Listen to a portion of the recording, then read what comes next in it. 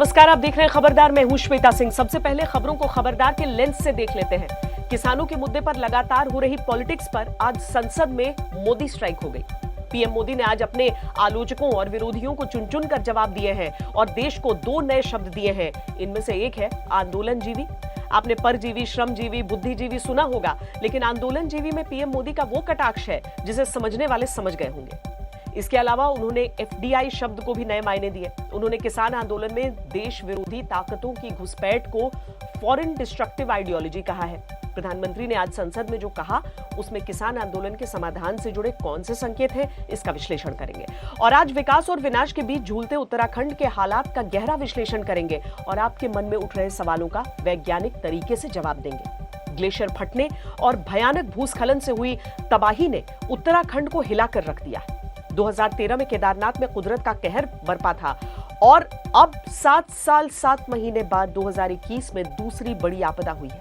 आपने तबाही की तस्वीरें देख ली, आप लगातार रेस्क्यू ऑपरेशन देख रहे हैं, लेकिन हम आपको यह बताएंगे कि उत्तराखंड में ऐसा बार बार क्यों हो रहा है। उत्तराखंड के पहाड़ नाजुक क्यों हैं? वहां के पहाड़ों की कमजोरियां क्या हैं? वहां ऐसा क्या है जिसकी वजह से बार बार भूस्खलन होता है और दूसरी आपदाएं आती हैं? जिस जगह पर ग्लेशियर फटा, आज तक संवाददाता उस जगह तक पहुंच गए हैं और वहां का हवाई सर्वे किया है। यह सुपर एक्सक्लूसिव रिपोर्ट आपको मिस नहीं करनी चाहिए। देश के हर व्यक्ति को लगता है कि उसके क्षेत्र का विकास होना चाहिए। ये एहसास उत्तराखंड के लोगों में भी है, लेकिन इसका दूसरा पहलू है विकास की कीमत। पर्यावरण के नजरिए से जो जगह संवेदनशील है, वहां विकास की योजनाएं और नीतियां बहुत सावधानी से बनानी पड़ती हैं। ये सोचना होगा कि उत्तराखंड में विकास की रेसिपी क्या है और वहां के लिए किस तरह का मास्टर प्लान काम आएगा। हमने एक्सपर्ट से बात की है, कई रिसर्च पेपर्स पढ़े हैं। 9:30 बजे इस पर पूरी जानकारी आपको मिलेगी। लेकिन सबसे पहले बात किसान आंदोलन की और उसकी आड़ में 75 दिन से तमाम ताकतों का बहुत हमलावर होना है। प्रधानमंत्री सीधे टारगेट पर हैं। पहले खेती को खुशहाल बनाने के लिए सुधारों को जरूरी बताया जाता था, लेकिन दशकों बाद जब पीएम मोदी ने कृषि कानून लागू कर दिए तो उन्हें किसानों का विरोध झेलना पड़ा। मोदी सरकार पर किसान विरोधी होने का लेबल लगाया गया है, लेकिन 75 दिन के हमलों को पीएम मोदी ने 75 मिनट के भाषण से ध्वस्त किया।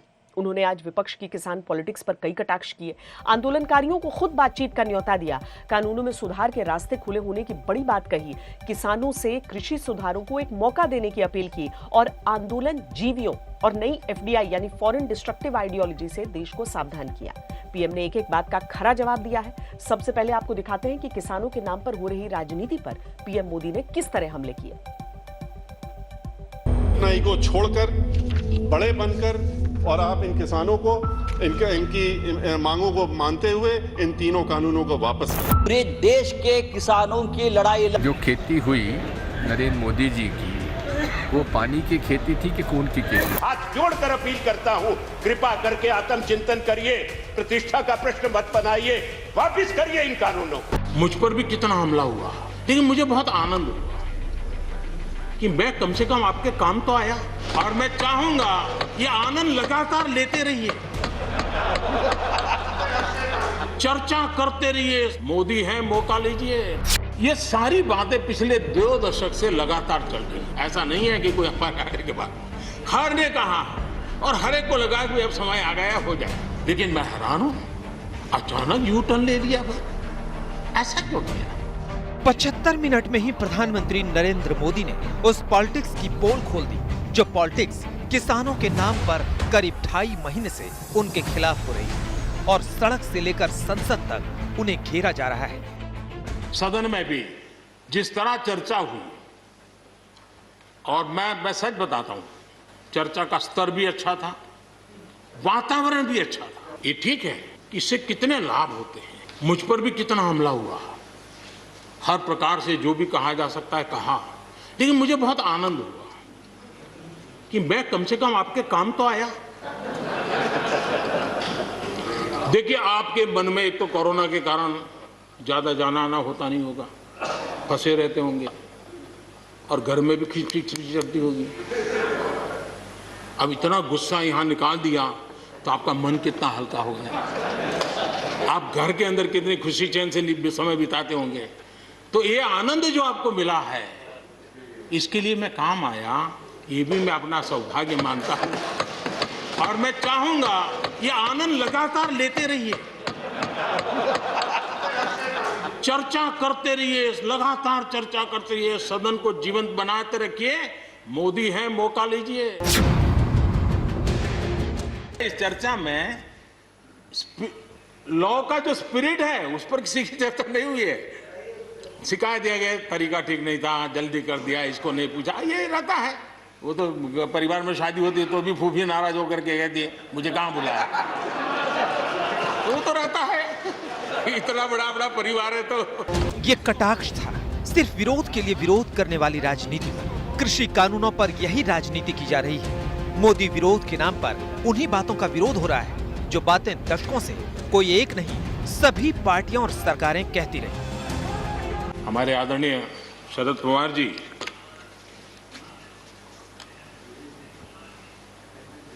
और कांग्रेस के भी हर किसी ने, हर सरकार ने कृषि सुधारों की वकालत की है। कोई पीछे नहीं है, क्योंकि हर एक को लगता है कर पाए नहीं कर पाए अलग बात है, लेकिन ये होना चाहिए, ये बात हर एक की निकली हुई है। और आज नहीं, जब भी जो जानते सबने की हुई है। और शरद राव जी ने तो अभी एक बयान भी दिया कि मैं सुधारों के पक्ष में हूं। ठीक है, पद्धति के संबंध में उनके मन में सवाल है, लेकिन सुधारों का विरोध नहीं किया है। लेकिन मैं हैरान हूं, अचानक यू टर्न ले लिया भाई, ऐसा क्यों किया? ठीक है, आप आंदोलन के मुद्दों को लेकर के इस सरकार को घेर लेते हैं, लेकिन साथ साथ किसानों को भी कहते हैं कि भाई बदलाव बहुत जरूरी है, बहुत साल हो गए, अब नई चीजों को लेना पड़ेगा, तो देश आगे बढ़ता है। लेकिन अब मुझे लगता है कि राजनीति इतनी हावी हो जाती है कि अपने ही विचार छूट जाते हैं। कम समय में मिशन। संसद में पूर्व प्रधानमंत्री मनमोहन सिंह भी थे। वो पीएम मोदी का भाषण ध्यान से सुन रहे थे। पीएम ने उनका एक पुराना बयान पढ़ा जिसमें इन्हीं सुधारों की वो वकालत कर रहे थे जो सुधार मोदी सरकार ने लागू किए। आदरणीय मनमोहन सिंह जी ने किसान को उपज बेचने की आजादी दिलाने, भारत को एक कृषि बाजार दिलाने के संबंध में अपना इरादा व्यक्त किया था, और वो काम हम कर रहे हैं। और मजा ये है, मनमोहन सिंह का बयान याद दिलाकर मोदी ने कांग्रेस की राजनीति को एक्सपोज कर दिया और किसानों के नाम पर मोदी विरोध के राजनीतिक प्रयोग को ध्वस्त कर दिया। पीएम की बातों में कटाक्ष भी था तो नसीहत भी थी, भरोसा भी था। मैं विश्वास दिलाता हूं कि मंडियां अधिक आधुनिक बने, अधिक प्रतिस्पर्धी होगी। इस बार बजट में भी उसके लिए हमने प्रावधान किया है। इतना ही नहीं, एमएसपी है, एमएसपी था, एमएसपी रहेगा। जिन 80 करोड़ से अधिक लोगों को सस्ते में राशन दिया जाता है वो भी कंटिन्यू रहेगा। अच्छा करने के लिए अच्छे सुझावों के साथ, अच्छे सुधारों की तैयारी के साथ हम सबको आगे बढ़ना चाहिए। मैं आप सबको निमंत्रण देता हूं, आइए हम देश को आगे ले जाने के लिए, कृषि क्षेत्र की समस्याओं का समाधान करने के लिए आंदोलनकारियों को समझाते हुए हमने देश को आगे ले जाना होगा। खेती की मूलभूत। पीएम की बातों में कानूनों को लेकर कोई जिद नहीं थी। 100% परफेक्ट कानून का दावा नहीं था। सुझावों को स्वीकार करने का बड़प्पन था। सुधारों को एक मौका देने की अपील थी और मिलकर आगे बढ़ने की नसीहत थी। किसी न किसी को ये काम करना ही पड़ेगा। आज मैंने किया है, गालियां मेरे खाते में जाने दो, लेकिन इस अच्छा करने में आप जुड़ जाओ। बुरा हो मेरे खाते में, अच्छा हो आपके खाते में, आओ मिलकर के चले। आज तक किसान आंदोलन पर पीएम ने आज 5 बड़ी बातें की हैं। पहली बात कि अच्छे सुझाव आते हैं तो हर सरकार कानूनों में सुधार करती है, यानी कानूनों में सुधार के रास्ते बंद नहीं है और नहीं ऐसी कोई जिद है। दूसरी बात यह कि किसानों से बातचीत हो रही है, एक दूसरे को समझने का प्रयास किया जा रहा है। तीसरी बात यह है कि खेती को खुशहाल बनाने के लिए यह फैसले लेने का समय है। देश को पीछे नहीं आगे बढ़ना चाहिए। सभी को कृषि सुधारों को एक मौका जरूर देना चाहिए। यह देखना चाहिए कि इससे फायदा हो रहा है या नहीं। अगर कोई कमी होगी तो इसे ठीक करेंगे। चौथी बात यह कि जो लोग आंदोलन कर रहे हैं उनसे पीएम ने अपील की कि वो आंदोलन में बैठे बुजुर्गों को घर ले जाएं। पांचवी बात यह कि पीएम ने ऑफर दिया है कि आंदोलन को खत्म करने के लिए मिलकर चर्चा करेंगे। रास्ते खुले हैं और प्रधानमंत्री ने खुद सदन से इसका न्योता दिया है। किसान संगठनों और आंदोलनकारियों ने पीएम के ऑफर पर क्या जवाब दिया, ये हम आगे आपको बताएंगे, लेकिन उससे पहले प्रधानमंत्री की वो बातें सुनिए जो उन्होंने संसद के जरिए सीधे आंदोलनकारियों से की हैं। प्रधानमंत्री की ये बातें बहुत अहम हैं और इससे 2.5 महीने के आंदोलन में सुलह का रास्ता निकलने की नई उम्मीद जगी है। कई कानून है, हर कानून में 2 साल 5 साल के बाद, कभी 2 महीने 2-3 महीने के बाद सुधार करते ही करते हैं। हम कोई स्टैटिक अवस्था में जीने वाले लोग थोड़े हैं जी। जब अच्छे सुझाव आते हैं तो अच्छे सुधार भी आते हैं, और सरकार भी अच्छे सुझावों को, और सिर्फ हमारी नहीं, हर सरकार ने अच्छे सुझावों को स्वीकार किया। यही तो लोकतंत्र की परंपरा है। लगातार हमारे कृषि मंत्री जी लगातार किसानों से बातचीत कर रहे हैं, लगातार मीटिंगें हो रही हैं, और अभी तक कोई तनाव पैदा नहीं हुआ है। एक दूसरे की बात को समझने का, समझाने का प्रयास चल रहा है, और हम लगातार आंदोलन से जुड़े लोगों से प्रार्थना करते हैं कि आप आंदोलन करना आपका हक है, लेकिन इस प्रकार से बुजुर्ग लोग वहाँ बैठे ये ठीक नहीं है। आप उनको सबको ले जाइए, आप आंदोलन को खत्म कीजिए। आगे बढ़ने के लिए मिल बैठ करके चर्चा करेंगे, रास्ता खुले है। ये सब हमने कहा है। मैं आज भी इस सदन से माध्यम से भी निमंत्रण देता हूँ। ये बात निश्चित है, हमारी खेती को खुशहाल बनाने के लिए फैसले लेने का ये समय है। इस समय को हमने गंवा नहीं देना चाहिए। हमें आगे बढ़ना चाहिए, देश को पीछे नहीं ले जाना चाहिए। पक्ष हो, विपक्ष हो, आंदोलनरत साथी हो, इन सुधारों को हमने मौका देना चाहिए, और एक बार देखना चाहिए कि इस परिवर्तन से हमें लाभ होता है कि नहीं होता है। कोई कमी हो तो उसको ठीक करेंगे, और कहीं ढिलाई है तो उसको कसेंगे। ऐसा तो है नहीं कि सब दरवाजे बंद कर दिए बस। पीएम ने इनविटेशन दिया तो किसान नेताओं ने भी कहा कि सरकार बातचीत की तारीख तय करे। वो अगले दौर की बातचीत के लिए तैयार है।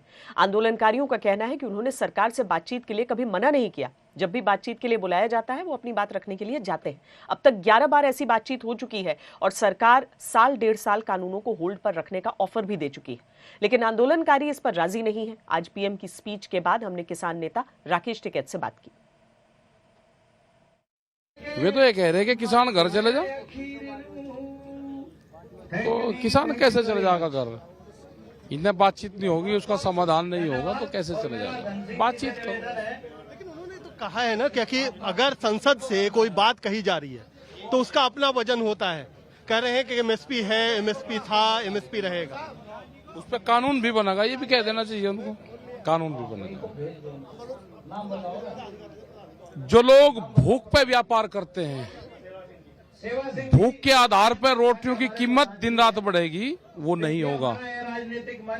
भूख पर व्यापार नहीं होगा। आप जो हमें समर्थन देने के लिए आ रहे हैं उसके लिए आपका धन्यवाद। इतना लंबा चौड़ा प्रधानमंत्री ने बोला है, फिर दिक्कत मतलब कहाँ, अब कैसे बात बढ़ेगी? उन्होंने तो कहा कि बातचीत भी चल रही है। बातचीत चलाओ, बातचीत क्या मतलब? बातचीत चलाओ, बातचीत चलाओ। यहाँ इस बात को भी समझना होगा कि कुछ ऐसे लोग भी हैं जो ये नहीं चाहते कि किसानों और सरकार के बीच बात बन जाए और आंदोलन खत्म हो। ऐसे लोग हर जगह पर दिख जाएंगे, फिर चाहे आंदोलन किसी का भी हो और मुद्दा कोई भी हो। प्रधानमंत्री नरेंद्र मोदी ने ऐसे लोगों के लिए एक नया शब्द बनाया और ये शब्द है आंदोलन जीवी, यानी ऐसे लोग जिनका आंदोलन के अलावा कोई और काम नहीं है और ये लोग सिर्फ आंदोलन के लिए जीते हैं। प्रधानमंत्री ने उन लोगों से भी सबको सावधान किया है जो आंदोलन की आड़ में देश के खिलाफ जहर भर रहे हैं। इनमें विदेशी शक्तियां भी लगी हैं। विदेशी हस्तियों के ट्वीट्स और एक्टिविस्ट ग्रेटा थनबर्ग के ट्वीट से मिली टूल किट से यह साबित भी हो चुका है। प्रधानमंत्री ने इसे नई एफडीआई यानी फॉरेन डिस्ट्रक्टिव आइडियोलॉजी कहा। उन्होंने इस बात पर जोर दिया कि कुछ ऐसे लोग भी इसमें लगे हैं जो सिख समुदाय के खिलाफ गलत बातें फैला रहे हैं और उन्हें गुमराह कर रहे हैं। बुद्धिजीवी, ये सारे शब्दों से परिचित हैं, लेकिन मैं देख रहा हूं कि पिछले कुछ समय से इस देश में एक नई जमात पैदा हुई है, एक नई बिरादरी सामने आई है, और वो है आंदोलन जीवी। पर जीवी, श्रमजीवी और बुद्धिजीवी तो सुना था, लेकिन ये आंदोलन जीवी क्या होता है? आज प्रधानमंत्री नरेंद्र मोदी ने देश को नया शब्द दे दिया। ये जमात आप देखोगे, वकीलों का आंदोलन है वो वहां नजर आएंगे, स्टूडेंट का आंदोलन है वो वहां नजर आएंगे, मजदूर का आंदोलन है वो वहां नजर आएंगे, कभी पर्दे के पीछे कभी पर्दे के आगे। एक पूरी टोली है जी जो आंदोलन जीवी है, वो आंदोलन के बिना जी नहीं सकते हैं और आंदोलन से जीने के लिए रास्ते खोजते रहते हैं। ये आंदोलन जीवी हैं कौन लोग? ना तो पीएम ने नाम लिया और ना ही बताने की जरूरत है, क्योंकि मुद्दा कोई भी हो, सरकार किसी की भी हो, आंदोलन किसी का भी हो, इनके चेहरे हर जगह दिख जाते हैं। हमें ऐसे लोगों को पहचानना होगा कि वो जो सब जगह पे पहुंच करके और बड़ा आइडियोलॉजिकल स्टैंड दे देते हैं, गुमराह कर देते हैं, नए नए तरीके बता देते हैं। देश आंदोलन जीवी लोगों से बचे, इसके लिए हम सबको, और ये उनकी ताकत है, उनका क्या है, खुद खड़ा नहीं कर सकते चीजें, किसी की चल रही तो जाके बैठ जाते हैं, वो अपना जो जितने दिन चले चल जाता है उनका। ऐसे लोगों को पहचानने की बहुत आवश्यकता है। ये सारे आंदोलन जीवी परजीवी होते हैं।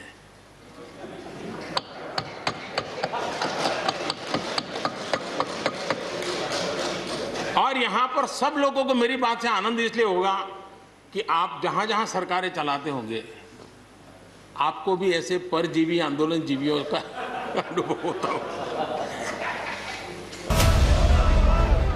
आजकल किसानों के नाम पर ये आंदोलन जीवी अपने काम में जुटे हैं और किसानों के आंदोलन को हाईजैक करने में लग गए हैं। इन्हें प्रोफेशनल प्रोटेस्टर्स भी कहा जा सकता है, जिनके बनाए माहौल में इन्हीं की तरह के विदेशी आंदोलन जीवियों को भी आजकल काम मिल गया है। ग्रेटा थनबर्ग से मिली टूल किट से ये बेनकाब हो चुके हैं। भारत को बदनाम करने और हिंसा अराजकता फैलाने के लिए ये एक नई FDI है, जिसका फुल फॉर्म आज पीएम मोदी ने बताया।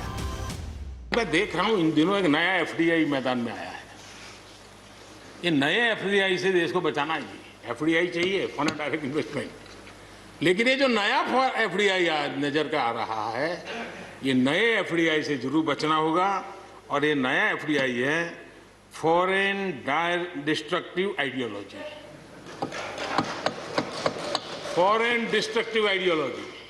और इसलिए इस FDI से देश को बचाने के लिए हमने और जागरूक रहने की जरूरत है। एक नई FDI यानी फॉरेन डिस्ट्रक्टिव आइडियोलॉजी से देश को सावधान रहना होगा, क्योंकि देश के खिलाफ जहर भरने में ये कोई कसर नहीं छोड़ रहे। ये ऐसी ताकतों के इशारे पर चल रहे हैं जो हमेशा भारत के टुकड़े करने का सपना देखते हैं और देश का सुख चैन छीनने की साजिश रचते हैं। खबरदार के इस हिस्से की शुरुआत करते हैं उस तराजू के साथ जिसके एक पलड़े पर विकास है, दूसरे पर विनाश। इसमें एक तरफ विकास का वो अधिकार है जो देश के हर व्यक्ति को मिलना चाहिए, फिर चाहे वो दूर दराज के इलाके में, पहाड़ों में, किसी द्वीप पर या सरहदी इलाके में ही क्यों न रहता। महानगरों को विकास और आगे बढ़ने की शक्ति का जो टॉनिक लगातार मिलता है, उसका अधिकार उत्तराखंड के दुर्गम पहाड़ी इलाके या किसी और क्षेत्र में रहने वाले व्यक्ति को भी है। लेकिन इस सिक्के का एक दूसरा पहलू है, विकास कितना इको फ्रेंडली है। पर्यावरण की दृष्टि से जो जगह संवेदनशील है, वो विकास की योजनाएं और नीतियां भी प्रकृति के संकेत समझने वाली और संवेदनशील होनी चाहिए। इस तराजू का संतुलन जब बिगड़ता है तो उसका नतीजा होता है भयानक आपदाएं और विनाश। उत्तराखंड में 2013 से अब 2021 तक 7 साल 7 महीने के अंदर पर 2 बड़ी आपदाएं हो गई। एक तरफ ग्लोबल वार्मिंग ने ग्लेशियर पिघलाए, माहौल को गर्म किया, दूसरी तरफ पावर प्रोजेक्ट्स और बांध ने स्थिति नाजुक कर दी। अब संतुलन बनाना ही सबसे बड़ी चुनौती है। चमोली में आई तबाही को अब 35 घंटे हो रहे हैं। आज प्रशासन का जोर राहत बचाव कार्य पर है। तपोवन की दूसरी सुरंग में फंसे लोगों को बाहर निकालने के प्रयास हो रहे हैं। आपदा के बाद से 202 लोग लापता हैं, कुल 24 शव बरामद हुए हैं। बचाव दल तपोवन की टनल में करीब 100 मीटर तक टीमें पहुंच गई हैं, लेकिन अंदर दलदल होने के कारण मिशन में देरी हो रही है। हमारे संवाददाता मंजीत सिंह नेगी ने पूरे इलाके का एरियल सर्वे किया। हेलीकॉप्टर से ली गई तस्वीरों से जब आप इस तबाही को देखेंगे तो आपको प्रकृति की शक्ति और क्रोध का आभास होगा। इस वक्त तपोवन में राहत और बचाव का काम पूरे जोर शोर पर है। हमने यहाँ तपोवन NTPC के नजदीक जो हेलीपैड है वहां से उड़ान भरी है और यहाँ से NTPC का जो बड़ा पावर प्रोजेक्ट जहां पर बिजली बन रही थी पूरी तरह से बर्बाद हो गया है और उसका सिर्फ मलबा यहाँ पर नजर आ रहा है। उससे समझा जा सकता है कितना भयानक ये प्रवाह था, ये वेग था ग्लेशियर फटने का। और अभी भी यहाँ पर जो टनल है वहाँ पर 35 से ज्यादा लोग फंसे हुए हैं, जबकि दूसरी टनल्स में अभी भी 30 से ज्यादा लोग फंसे हुए हैं। पूरा दिन एक तरह से दूसरा दिन हो गया जब उनको निकालने की कोशिश हो रही है। अब हम आपको दिखाते हैं किस तरह से ये जो ग्लेशियर फटा उस घाटी की तरफ आगे बढ़ रहे हैं। ये नीचे अलकनंदा जो नदी है वो आगे बढ़ रही है। आगे धौली गंगा और ऋषि गंगा दो नदियों के संगम से ये अलकनंदा का प्रवाह दिख रहा है। नीचे आप देखिए कितना जबरदस्त प्रवाह था जब कल यहाँ पर सुबह 10 बजे ग्लेशियर फटने के साथ जो प्रवाह था पानी का वो बढ़ा। और ये साथ साथ जो सड़क दिख रही है ये नीति घाटी की तरफ चीन से लगने वाली जो सरहद है, और खास तौर से इस वक्त जब चीन के साथ भारत का तनाव चल रहा है, काफी अहम सड़क ये सामरिक सड़क है जहां से करीब 13 गांव और सरहद के इलाके जहां भारतीय सेना और आईटीबी की चौकियां वो जुड़ती हैं। अब हम इस अलकनंदा के साथ साथ आगे बढ़ रहे हैं। वो गाँव जो इस वक्त कटे हुए हैं, खासतौर से रेणी में जहां पर एक बड़ा पुल था जो पूरी तरह से बह गया, और यहाँ पर जो प्राइवेट ऑपरेटर हैं वो लोगों की मदद कर रहे हैं। यहाँ पर लगातार हेलीकॉप्टर से उड़ान भरी जा रही है। और इसके अलावा आज पूरे दिन खासतौर से जो 13 गांव कटे हुए हैं वहां पर इन हेलीकॉप्टर के जरिए लोगों तक राहत की सामग्री पहुंचाई जा रही, मेडिकल पहुंचाया जा रहा। कुछ लोग जो अपने गांव में फंसे हुए हैं, कुछ लोग जो यहाँ तपोवन में फंसे हैं, उनको भी पहुंचाने का काम हो रहा है।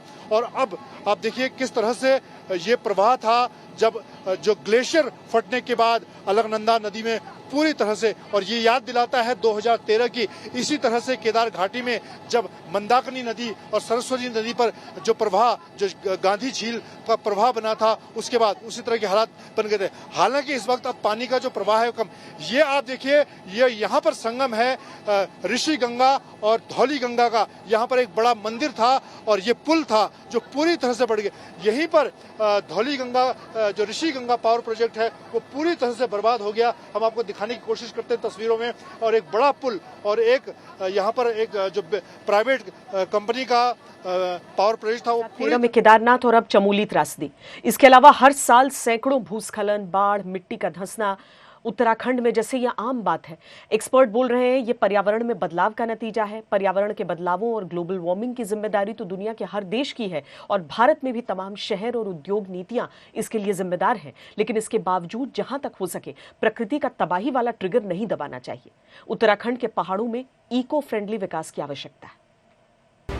देवभूमि उत्तराखंड में जंगलों की कटाई और पहाड़ी इलाकों की संवेदनशील जगहों पर निर्माण ने हवा, पानी और मिट्टी के समीकरण उलट पलट कर रख दिए। और जब ग्लोबल वार्मिंग का असर इसके साथ जुड़ जाता है तो फिर नतीजे खतरनाक होते हैं। चमोली की तबाही में अब तक 18 से ज्यादा लोगों की मौत हो गई है। 200 से ज्यादा लोग लापता हैं। जमीन के नीचे टनल में करीब 30 लोगों की सांसें जिंदगी और मौत के बीच।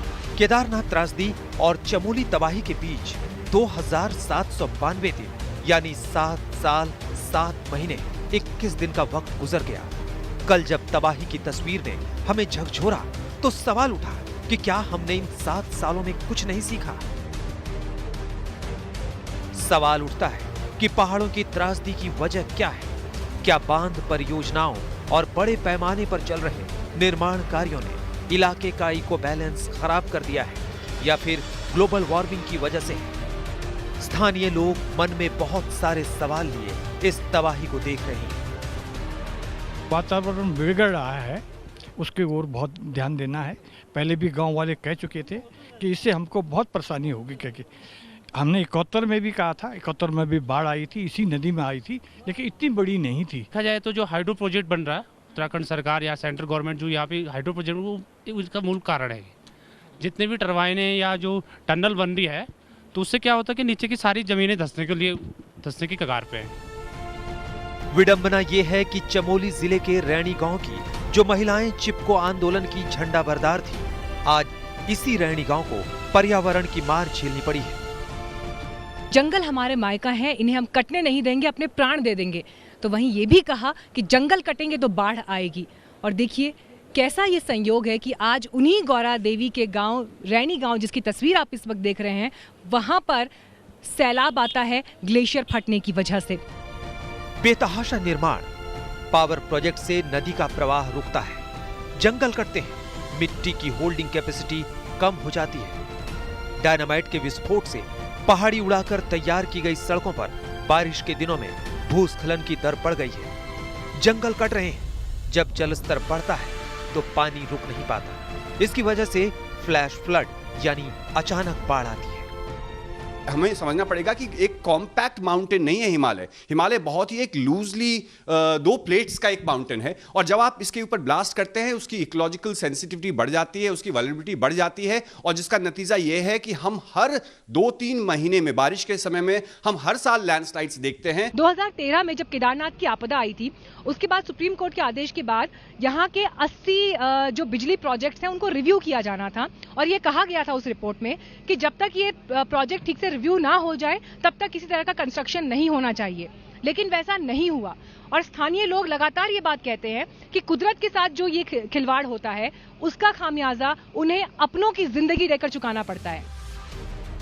सुप्रीम कोर्ट ने 2013 की केदारनाथ त्रासदी के बाद उत्तराखंड के करीब छोटे बड़े 24 पावर प्रोजेक्ट्स पर रोक लगा दी थी, लेकिन कानूनी रास्ता निकालकर बांधों और पावर प्रोजेक्ट्स पर काम जारी रहा। अब सवाल उठता है कि उत्तराखंड के पहाड़ विकास का कितना बोझ सह सकते हैं। फॉरेस्ट सर्वे ऑफ इंडिया की 2019 की रिपोर्ट के अनुसार उत्तराखंड का कुल भौगोलिक क्षेत्र 53,483 स्क्वायर किलोमीटर है। इसमें 24,303 स्क्वायर किलोमीटर में वन क्षेत्र है, यानी कुल क्षेत्रफल का 45.44% हिस्सा। हालांकि यह हिस्सा अब कम हो रहा है, आबादी का बोझ बढ़ रहा है। लेकिन ऐसा नहीं है कि पहाड़ के लोगों को स्कूल नहीं चाहिए, पहाड़ के लोगों को सड़कें नहीं चाहिए, उद्योग धंधे की चाहत नहीं है। वो अपना जीवन स्तर भी उठाना चाहते हैं, लेकिन इसके लिए अलग से मास्टर प्लान बनाना होगा और मनमाने तरीके से हो रहे निर्माण को संवेदनशील और वैज्ञानिक बनाना होगा। अगर पहाड़ में इकोलॉजिकली सेंसिटिव एरिया है, वो फ्रेजाइल जोन है, जिसपे सारे के सारे साइंटिस्ट आपको कहते हैं कि आप ब्लास्टिंग नहीं कर सकते हैं, कुछ प्रोजेक्ट्स जो है आप कुछ एरियाज में नहीं कर सकते, तो रोड और विकास से किसी का विरोध नहीं है, लेकिन किस तरह का विकास, ये विकास है या विनाश है। पहाड़ों में सबसे महत्वपूर्ण होता है संतुलन, और अगर ये बिगड़ा तो तबाही निश्चित है। इसलिए इको फ्रेंडली विकास करना होगा। मीनाक्षी कंडवाल और आशुतोष मिश्रा के साथ आज तक ब्यूरो। उत्तराखंड के पहाड़ी इलाकों में प्रकृति का संतुलन बिगड़ रहा है, तो इसकी वजह हिमालय का तापमान बढ़ना है। कई छोटी छोटी चीजें इसके लिए जिम्मेदार हैं। मसलन पहले वहां भवन निर्माण में लकड़ी के स्ट्रक्चर ज्यादा बनते थे, अब सीमेंट के स्ट्रक्चर ज्यादा बनते हैं, जिससे तापमान बढ़ रहा है। हिमालय क्षेत्र में तकरीबन 8,000 ग्लेशियल झीलें हैं, जिनमें 200 खतरनाक हैं। इन खतरनाक झीलों पर नजर रखने की जरूरत है। ये 200 झीलें कभी भी फ्लैश फ्लड का स्रोत बन सकती हैं। विशेषज्ञों ने ग्लेशियर में बर्फ की थर्मल प्रोफाइल बढ़ने की चेतावनी दी है। पहले बर्फ की थर्मल प्रोफाइल -6 से -20 डिग्री सेंटीग्रेड थी, जो अब -2 डिग्री सेल्सियस हो गई है। मतलब बर्फ आसानी से पिघल सकती है। बर्फ की थर्मल प्रोफाइल बढ़ने जैसी घटनाएं ग्लोबल वार्मिंग के खतरे के प्रति आगाह करती हैं। ग्लोबल वार्मिंग के लिए सबसे अधिक जिम्मेदार विकसित देश हैं, फिर विकासशील देश और आखिर में गरीब देश। तेज तरक्की के लिए विकसित देशों ने पहले प्रकृति का दोहन किया, लेकिन अब वही देश भारत सहित तमाम दूसरे देशों को ज्ञान देते हैं।